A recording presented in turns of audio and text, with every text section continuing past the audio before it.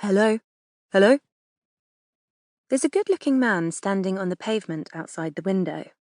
He's talking on his mobile and his eyes are hidden behind sunglasses, but a slight frown is detectable on his brow. When he turns toward the window, I see that his short dark hair is longer on top and sunlightened to more of a caramel shade. It's swept back from his forehead in a retro, almost 50s style. He ends the call, shoves his phone into his pocket and disappears from view, only to reappear a second later when he pushes open the door to the shop. "Good morning," Abby chirps, and we both sit up straighter as he takes off his sunglasses. "How can we help you?" "I have an appointment at 11:45. While Abby checks her desktop screen, he looks my way, a polite smile fixed in place. "Hello," I say, tucking a stray lock of hair behind my ear. "Hi," he replies, his folded sunglasses swinging from between the tips of his thumb and forefinger.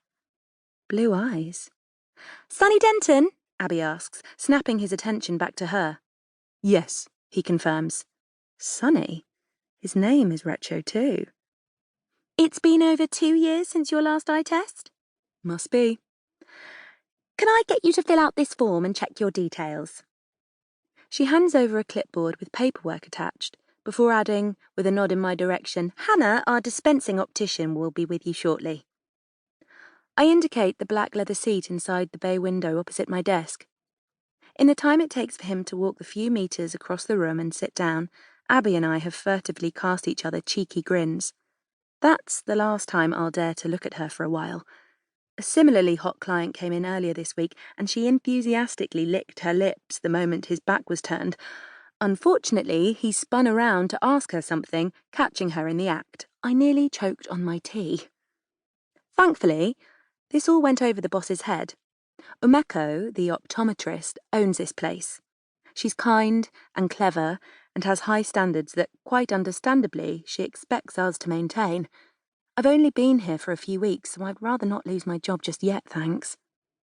It's not uncommon for young people to come in here. Umeko's is a small independent practice with a stylish, albeit slightly on the pricey side, range of eyewear that tends to appeal to a more designery crowd. We're based in Newnham, a suburb of Cambridge and only a short walk southwest of the city centre. Our road and the ones nearby are lined with neat Victorian terraced houses, but this is a semi-detached red brick corner building that we share with the pharmacy next door. There's a lovely little delicatessen across the road and a hairdresser a few doors down. It's a nice part of town, and only a 25-minute walk from the village of Grantchester, where I'm currently living. Abby and I spend most of our working days in the bright and airy front room. Abby's desk is up against the back wall. My desk is to the right, separated from Abby by a central corridor and facing the bay window. Glasses displays are dotted all around. Along the corridor are 2 consultation rooms, one occupied by Umeko. It's my job to carry out pre-screening tests in the second room before handing clients over to Umeko for their main consultation. It's where we'll be headed as soon as Sonny has finished filling out his form. "All set?" I ask as he gets to his feet. "Yep." I take the clipboard, giving it a quick once-over before glancing up at him. "You're a photographer?" "Yeah." He's tall, but not toweringly so. 6 foot? A good head height higher than me.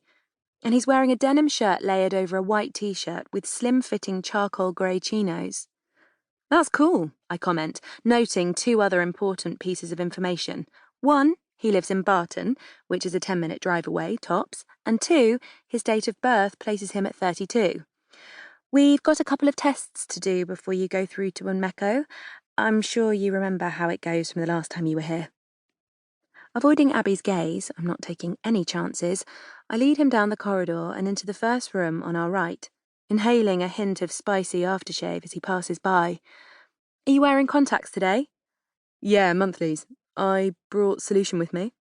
"Great. Can you take them out?" His eyes are so blue. Azure blue, I'd call them. They're startling against his dark lashes.